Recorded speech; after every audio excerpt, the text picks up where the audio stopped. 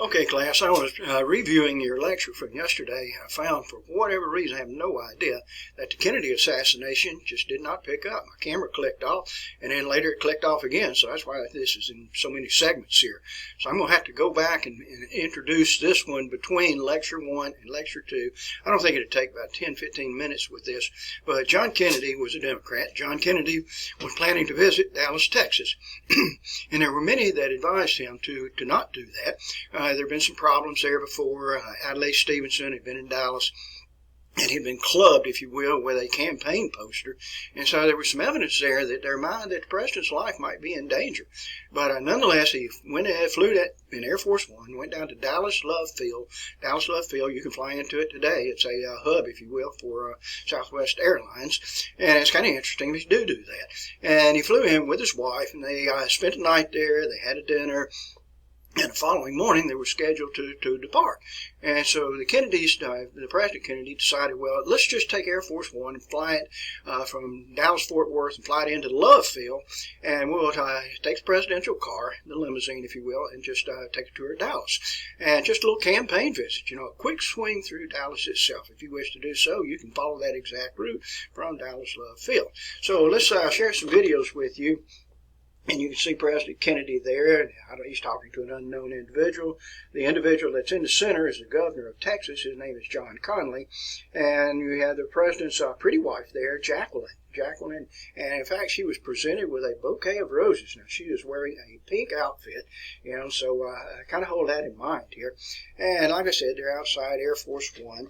And here's a closer view of the individuals there. Air Force One in the background. There's President Kennedy, which is on the passenger side of the car, and Miss Kennedy on the driver's side of the car, and they are in the third row of seats. And if you look into the middle row, you can see Governor Connally, who is closest to you in front of the president, and Miss Connally on the other side. You don't see her very well. And then two Secret Service agents, which are one is driving and one is to the passenger side there. So we had 6 individuals that are in the car. Exceptionally warm day there for November the 22nd in 1963, and the president requested that the bulletproof bubble top be removed from the car. He had made an agreement with his wife that he would look out the right side of the car and she would look out the left side of the car so that all the people could see them, see them looking at him anyway if you were on that appropriate side of the car. So I'll share some more photographs with you. Got a lot of these anyway. This is toward the end of the ride, and you can see in the background there's a sign that says all the way with JFK. Sorry, I almost said LBJ, which that would be the following slogan anyway. And looking in the front seat here, right here where my finger is tapping, you can see the Secret Service agent who's the driver.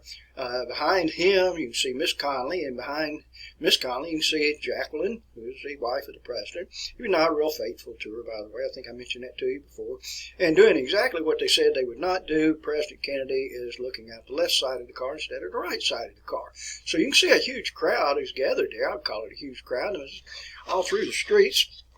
And as they were moving along at 11 miles per hour, they were going down, or preparing to go down Elm Street. Now, let's see if I can get this right. And they were actually, let me do it like this. They were coming in this direction and came up like this, and they were going to make a left and go down this direction, down Elm Street. And as they were passing by the Texas School Book Depository, look at the top here and find where the arrow is pointing, and that is the 6th floor there, and right from this window where the black spot is right there, there was an assassin to be. So the car slowed to make the left-hand turn, moving at about 11 miles per hour, and proceeded down the road. All right, so here we're going to find a photograph that shows you the moment of impact where the first bullet that was supposedly fired from that 6th floor window, and it struck the president here, and I think this was the first one. He was shot twice. One shot went through the cranium, it went through the head, and actually passed through and hit Governor Connally in the seat that was in front of president, and I went through his shoulder and went through his leg, I believe it was, or lodged in his leg, I forget exactly. Notice a policeman, and the policeman who was on the rear of the car there, and this policeman will be, he's a motorcycle policeman, will be splattered with blood, splattered with bone fragments here, brain fragments, and kind of unusual because he is behind the car. So many others have said that the actual shot came from up here, up where the grassy knoll is located. There, I don't know. You have to draw your own conclusion on that. You know, if a bullet is fired from this direction, it would be logical that it would pass through the president's body. And in the brain fragments and skull fragments, which were later located on the back of the car, right here. Now, that seems sensible to me. I just don't know with that, you know. But nevertheless, here we had 3 shots that were fired. Maybe it was 4 shots that were fired. Not really sure on that. Okay, and the president was whisked off to a nearby hospital. I'd have to refresh my memory on the name of the hospital. The car was moving 80 miles an hour. And by the way, Miss Kennedy actually crawled out onto the trunk of the car and was trying to retrieve some of the brain fragments and the skull fragments there, you know, which she obviously was delusional at that time, because I guess she thought that the surgeons would just replace those. And by this time, a Secret Service agent that was in the following car was running up to the president's car, and Miss Kennedy actually helped him. He crawled onto the trunk of the car. She was actually helping him get into the car itself. But when they arrived at the hospital, Governor Connally was taken in an emergency room. The president was taken in, and Governor Connally survived, but the president did not. Well, you can see from this photograph here, this is a return flight on Air Force One. That's LBJ, Lyndon Baines Johnson, who has been sworn into office as the 36th President of the United States. To his right, where he's holding up his right hand, that is his wife, Lady Bird Johnson. And there's Miss Kennedy, which is on his left. She had that pink suit on, and she was just covered in blood, by the way. All right, and he is sworn into office as the President of the United States. Okay, and the President's body arrived back in Maryland. Here you can see the casket there. He was not buried in that casket.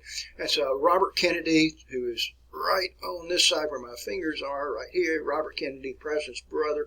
Miss Kennedy there, still in the pink suit here. And anyway, it's very, very tragic. I remember for myself, I was in the 8th grade at that time, and down at Central, that's where Maddox is located, down Central at my junior high school. And we had just come out of the lunchroom, and I was lined up in the hall with my classmates, and we were preparing to go back to our room. And Mr. McGowan, who was the principal at that time, came over the loudspeaker, and he made the announcement that the President of the United States had been shot and killed. And I remember, my family we were not Kennedy supporters by any means. We were Republicans and supported Richard Nixon, but I can just remember, just the grief that overwhelmed myself and also my classmates with that. The president had been shot. All right, and I certainly was unhappy with that. Here's a funeral processional, the riderless horse. You can see the riderless horse, which is over right here. There, president's body being pulled behind, and riderless horse is back here, by the way. And I remember this moment very well, even at my rather young age. The president's body being passed by down one of the streets in Washington, D.C., and you can see there Miss Kennedy dressed in black, as Robert Kennedy, who is to her right, and down below the 2 children there, Caroline Kennedy. She's a little bit younger than me, somewhat active in politics in Massachusetts today. The little boy, John, and he had tragedy as an adult anyway. He was piloting an aircraft, and it crashed near Martha's Vineyard, and it took his life.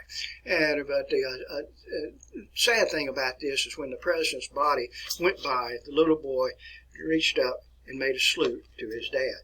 And you can see on the other side of the photo, there's President Johnson there with his hand over his heart, and Lady Bird Johnson right next to him.